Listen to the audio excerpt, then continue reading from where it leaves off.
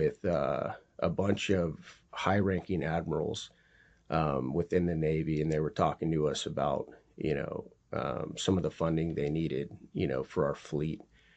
And there were a couple conservatives in this meeting, and it was actually in the skiff under the Capitol, in a secret, compartmentalized space. And they were talking to us about this funding that they needed. And many of the conservatives were like, "Hey, we get it, Admiral. We're all about helping you fund the fleet, but what we're not all about is a lot of the DEI stuff that's going on." And can you talk to us a little bit about that and how much you guys are spending on those type of programs? And I kid you not, every single one of them, because many of them are, ticket punchers who are more concerned about their own careers than they are about the strength and the focus of the military, looked at us and said, "Hey, diversity is our strength." It was almost like they were just reading off the talking points from the Department of Defense. And it was so disappointing to see. I'm not really surprised, but that in many ways, that was just a reflection of what our military had become. Okay, that's Congressman from Arizona and former Navy SEAL Eli Crane speaking on a right-wing podcast just a few months ago in April about how when Admiral said diversity is our strength, he scoffed. You could hear the interview like giggling about how ridiculous, and they're just parroting DoD talking points. Well, here's the thing. I'm a West Point grad. I attended West Point starting in 1983. My first roommate was a black guy from Minnesota. It was an experience for a kid from Kirkwood, Missouri that was unlike anything else. And what we learned in those very early days was that an all volunteer force had to represent the United States it represented, right? The society it represents. A military has to represent society that is fighting for. That means a diverse military, just like a diverse society. We were told then, I've heard the term diversity is our strength since I was a dumb cadet at West Point. So the idea somehow that people like Eli Crane are saying it's new and some libtard liberal talking point is complete horseshit. But there's actually proof that it's horseshit and proof that he's a hypocrite. Not that matters. I want you to watch this video because this is just 2 months later. Same guy. Now watch what he's talking about, and you'll appreciate why I find him full of it. Thank you, Mr. Speaker. Today I rise in proud recognition of the Hopi Code Talkers to honor their extraordinary contributions during World War II.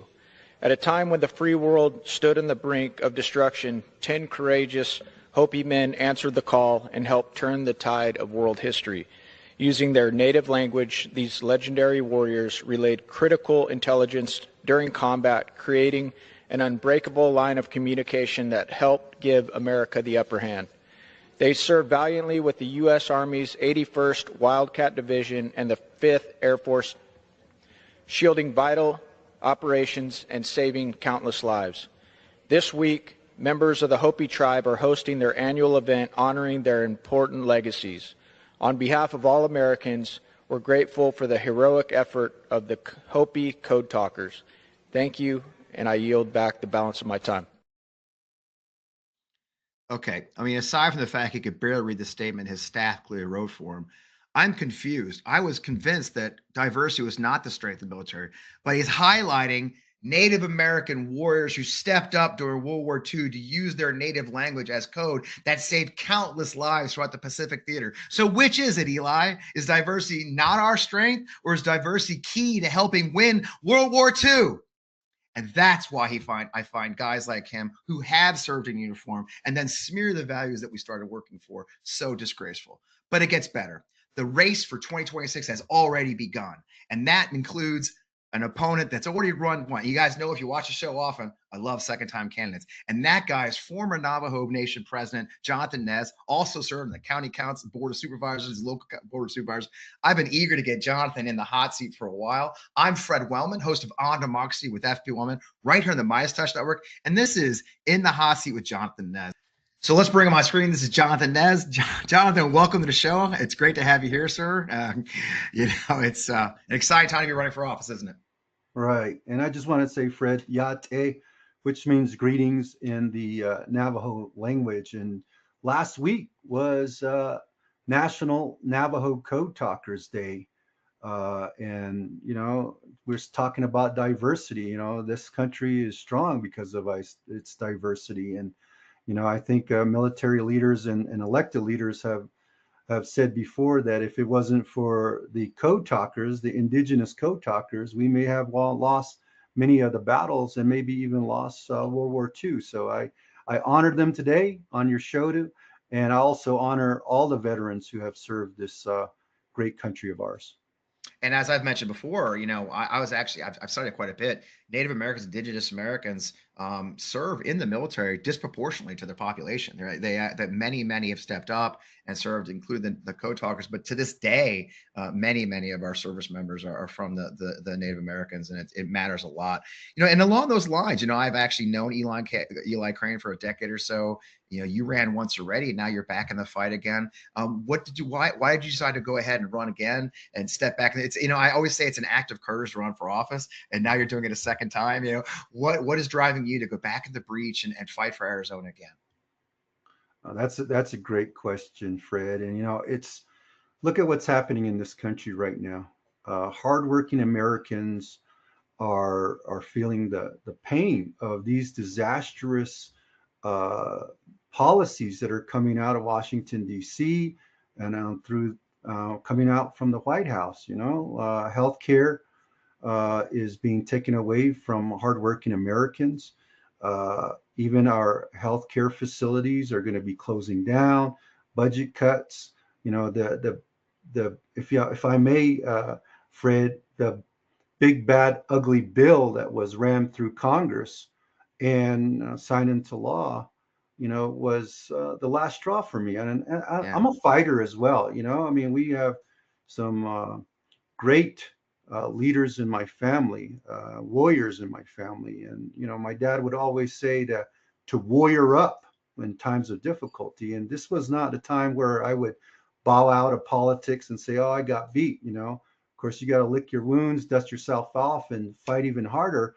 And once that passage of the big ugly bill went through, I was like, you know what? We got to continue our fight, and we got to continue to protect our democracy. And that was one of the reasons why, I'm back in the race. My wife, my family, and I are wanting to, serve once again, this district. And matter of fact, my opponent, Eli Crane, he doesn't even live in this district. Fred, he don't even live in this district. He lives an hour away from the southern part of this district. And folks have said that we need somebody that actually grew up and is still here in this district. Of course, you can investigate my lineage. I think I can call a true native Arizonan. And I was born here in this district. I lived here, went to school in the district, and served over 20 plus years in this district. And I'm not going away. And I think that's what the folks in this district deserve: someone that actually knows the issues in this state of Arizona and in our area. And that's the key. And it is a giant district, right? It's a huge district. I know I was looking at, when we were getting ready to have our conversation, I was looking at it. It is one of the frustrations I hear a lot when I talk to candidates who are running is the existing representative, the elected member of Congress isn't doing that representative part, are they? And you mentioned it briefly. He doesn't even live in the district. How are you actually in the district interacting and representing the people you're supposed to be elected by if you don't even in the district? I mean, that's something. Are you hearing that a lot as you wander the district? It's a giant district. Absolutely. It's 60% of the state of Arizona. Wow. And out of the 22 tribes here, 14 of them are in this district. And, I've visited much of this district, from Kayenta, Arizona on the Navajo Nation to White Mountain Apache, down even to the city of Maricopa, Globe, and into Yavapai County, Prescott Valley. And, there are a lot of frustration. Of course, frustration with what's going on coming out of Washington, D.C. But I think people deserve someone that will fight for them and not just bow down to the billionaires or the people who voted for them. And that leads us to the issue that is on a lot of minds. I've had a lot of interviews with candidates and actual elected representatives, and affordability just keeps coming up over and over. And it isn't just the price of like meat today or eggs. There's a crisis for average Americans just trying to make ends meet right now. I mean, is that what you're seeing in your district, and is that a priority for you? Fred, my son's birthday, 10 years old today. I Oh went wow. over to the local supermarket and I was just blown away to see the prices going up. And some of those packages are getting smaller as well. Yeah, And, shrinkflation they call that. and many of our people in this district see that, high prices and goods and services and how that's going to be affected. My wife and I, we help out with the food bank here, and you see a lot more people getting the help, the support needed, not a handout, but a hand up.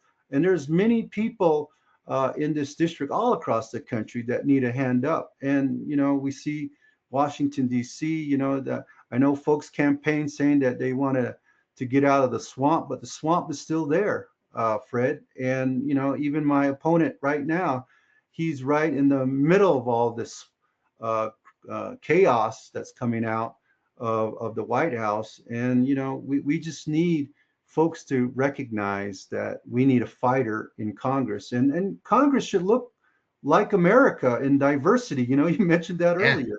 yeah. And I would bring a different perspective to Congress.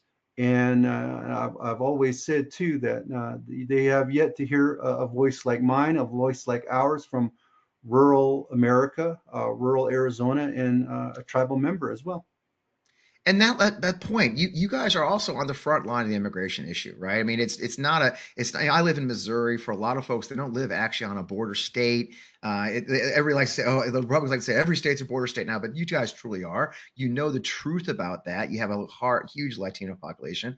Much of that goes to Native American lands, as you mentioned. This is much more than just securing those who live there. It's much more than just securing the border, isn't it? We have a much larger problem than just the border being porous, isn't there? Right. And we need to give the resources needed to the folks that are securing our border. But at the same time, folks should be able to come in. And as we have said in history books, people come from all over the world to be a part of the American dream. But yet, indigenous peoples in this country, we've been here Yeah. since time immemorial, and I don't even think we've got invited to the American dream. So sometimes you just gotta grab it, and there's a lot of opportunities for people, and that's our strength in this country, is our diversity, and people should be able to come in. But of course, keeping the bad actors out, but also allowing people to come in this country. And you can see what's happening with the immigration policies right now. You have fields in our area in Southern California, all in the Southwest, where produce is rotten because of people are scared of masked men, deportation, or even just not wanting to work because they fear for their lives. And that needs to change there for sure. But of course, we got to bring the resources needed into this region so that there could be a shorter process to bring in, to have citizenship here, and of course to keep the bad actors out, the drugs out. And we can all do that, working together. And it's not about Democrats or Republicans or independents. It's about all of us. And in Navajo, we say five finger beams. We're all human beings, and we should be able to be safe in our neighborhoods, and of course embrace diversity in this country. I love it. Well, you've got a heck of a fight in your hands. You know that. You've done it before. You've got a giant district to traverse and get around, but you've made a splash. I know you started off strong. Where could people find out more information about your campaign? Maybe throw you a buck from the Meidas Mighty. How's the best place to follow you? Right. We appreciate the support from many people. Our website is jonathannez.com. Come and join us. Come and join the fight. Let's all warrior up together, and let's take back our country from all this division, the hatred, and just go back to working together. You know, Fred, I worked together for across the aisle as president of the Navajo Nation. I actually had a vice president that was a Republican, and we were able to work together so that we can bring resources back. And again, I want to emphasize this is not a handout. This is a hand up. And, you know, we want to make sure that our tax paying dollars that we send to Washington, D.C. come back into our communities to improve the quality of life and to offer, you know, affordable health care, affordable child care, and, you know, bring those costs of goods and services down. Well, I love it. Great to hear from you. It's finally so good to finally meet you and get you in front of the Meidas Mighty and learn more about you. What best luck. Be sure to stay in touch, and we keep up the fight. All right, let's warrior up. Let's do it. Thanks. Another great conversation here in the hot seat with Jonathan Nez.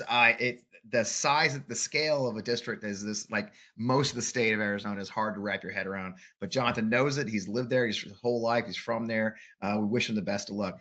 More of these hot seats coming with great folks like Jonathan and others. If you haven't checked them all out, they're right here on the Meidas Touch Network. I hope you'll check them out. They're going out periodically. We've got much more to come.